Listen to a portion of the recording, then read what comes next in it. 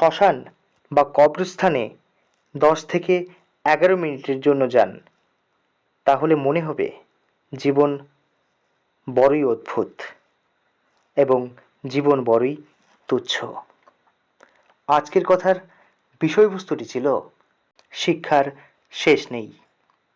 হ্যাঁ বন্ধু, আমার কথাগুলো যদি আপনাদের ভালো লেগে থাকে তাহলে আমার চ্যানেলটিকে আপনারা লাইক করবেন, শেয়ার করবেন, অবশ্যই সাবস্ক্রাইব করে নোটিফিকেশন বেল আইকন অন করে দেবেন পরবর্তী ভিডিওর নোটিফিকেশন পাওয়ার জন্য।